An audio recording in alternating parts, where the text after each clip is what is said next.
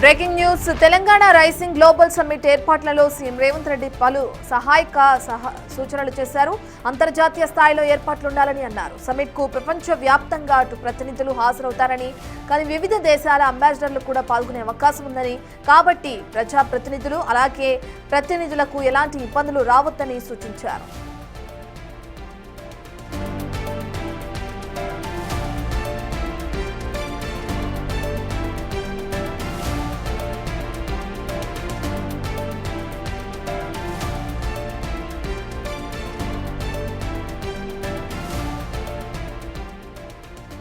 Right, ఇక future సిటీలో 8-9వ తారీఖులో జరుగుతున్న సమ్మిట్ కి సంబంధించి ఇప్పటికే సీఎం రేవంత్ రెడ్డి అక్కడికి చేరుకున్నారు. అక్కడున్న అధికారులతో వివరణ అడిగి తెలుసుకోవడం కూడా మనం చూస్తున్నాం. పవర్ పాయింట్ ప్రెజెంటేషన్ ఇచ్చే అవకాశం కూడా కనిపిస్తుంది 8-9 తారీఖుల్లో. అయితే ఎటువంటి రూపణలు చేస్తున్నారు, ఏ విధంగా ఏర్పాట్లు అనేవి కొనసాగిస్తున్నారని సీఎం రేవంత్ రెడ్డి అక్కడున్న అధికారులను అడిగి తెలుసుకుంటున్న లైవ్ ని మనం బిగ్ టీవీ స్క్రీన్ పైన చూస్తున్నాం. దీనికి సంబంధించిన పూర్తి డీటెయిల్స్ అందించడానికి అటు ఫ్యూచర్ సిటీ దగ్గర నుంచి మా ప్రతినిధి పాపన్న అందుబాటులో ఉన్నారు. రైట్ పాపన్న, మనం చూస్తున్నాం సీఎంఏ ప్రతిష్టాత్మకంగా తీసుకుని ఈ సమ్మిట్ కి ప్రపంచ దేశాల నుంచి పారిశ్రామికవేత్తలని ఆకర్షించే విధంగా 8-9 తారీఖుల్లో ఈ సమ్మిట్ ని నిర్వహించనున్నట్లుగా కూడా మనకి సమాచారం అందుతున్న నేపథ్యంలో ఎటువంటి ఏర్పాట్లు జరుగుతున్నాయి అనుకోవచ్చు, ఎటువంటి బందోబస్తుని పోలీస్ సిబ్బంది సౌకర్యాలు ఏ విధంగా కల్పించే అవకాశం కనిపిస్తుంది అనుకోవచ్చు? ఎస్ రత్న, సుమారు 2 గంటల పాటు కూడా ముఖ్యమంత్రి రేవంత్ రెడ్డి ఈ రోజు ఫ్యూచర్ సిటీలో వచ్చేసి ఫ్యూచర్ సిటీకి సంబంధించి గ్లోబల్ సమ్మిట్ ఏదైతే డిసెంబర్ 8-9 తారీఖులో జరుగుతుందో దానికి సంబంధించిన ఏర్పాట్ల మీద సమీక్ష నిర్వహించారు. దీనికి సంబంధించి ఈ రోజు రాష్ట్ర ప్రభుత్వానికి సంబంధించిన అన్ని శాఖల అధికారులు అయితే హాజరవ్వడం జరిగింది. అయితే సమ్మిట్ కి సంబంధించి అంతర్జాతీయ స్థాయిలో ఏర్పాట్లు ఉండాలంటూ ప్రత్యేకంగా సీఎం రేవంత్ రెడ్డి అయితే చెప్పారు. ఎందుకంటే సమ్మిట్ కి వచ్చే వాళ్ళందరూ కూడా ప్రపంచ వ్యాప్తం నుంచి ప్రతినిధులు రాబోతున్నారు. అదేవిధంగా వివిధ దేశాలకు సంబంధించిన ప్రభుత్వాల పరంగా అంబాసిడర్లు కూడా ఇందులో పాల్గొనబోతున్నారు. కాబట్టి వారందరికీ ఎట్టి పరిస్థితుల్లోనూ ఇబ్బంది కలగకుండా ఉండాలి. వారందరూ కూడా ప్రపంచవ్యాప్తంగా ఇంటర్నేషనల్ నుంచి వస్తారు కాబట్టి ఇక్కడ ఏర్పాట్లన్నీ కూడా ఇంటర్నేషనల్ స్టాండర్డ్స్ తోటి ఉండాలంటూ కూడా ప్రత్యేకంగా చెప్పారు. దాంతో పాటు పాస్లు భద్రత సంబంధించి పాస్లు లేకుండా ఎవరు కూడా లోపలికి ఎంట్రీ కావద్దు.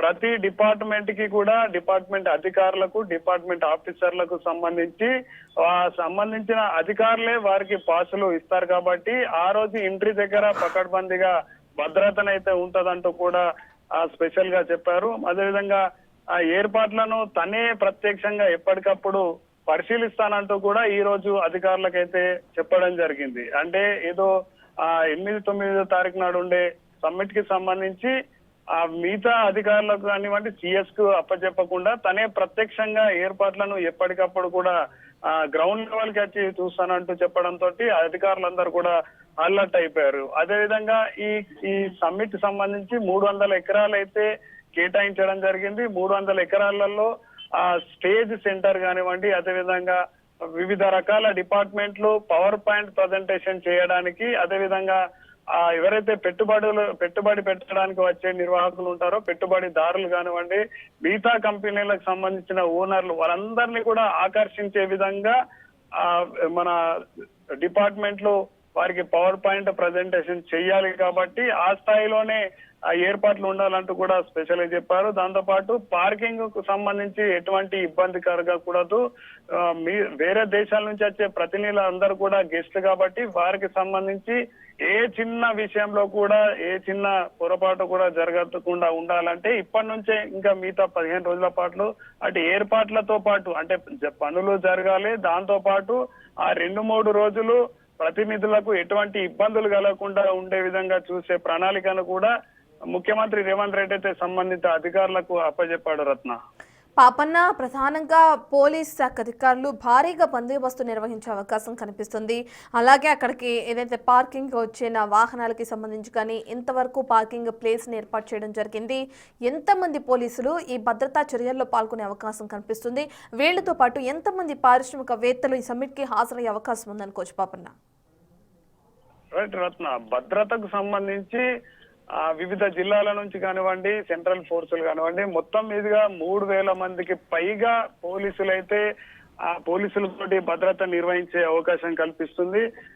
ఎందుకంటే సుమారు 300కు పైగా ఇంటర్నేషనల్ ప్రతినిధులు అయితే దీనికి హాజరు కాబోతున్నారు. మనకు ప్రతినిధుల పరంగా చూస్తే 300 ఉన్నారు. అదేవిధంగా భద్రతా దళాలు పోలీసు సిబ్బంది పరంగా చూస్తే 3000కు పైగా ఉంది. అదేవిధంగా ఈ సమ్మిట్ జరిగే స్థలానికి సంబంధించి చూస్తే 300 ఎకరాలకు సంబంధించిన స్థలాన్ని అయితే కేటాయించారు. ఇప్పుడు ఈ గ్లోబల్ సమ్మిట్ పూర్తిగా కూడా ఫ్యూచర్ సిటీలో జరగబోతుంది. ఇప్పటికే ఫ్యూచర్ సిటీని 30,000 ఎకరాలలో నిర్మించాలన్నట్టు కూడా రాష్ట్ర ప్రభుత్వం ప్రతిష్టాత్మకంగా చేపట్టింది. కాబట్టి ఈ 300 ఎకరాలు సమ్మిట్ కి పొంగా మిగతా ప్లేస్ కావాల్సినంత ప్లేస్ ను కూడా పార్కింగ్ కేటాయించారు. Ratna. Right, thank you Papanna.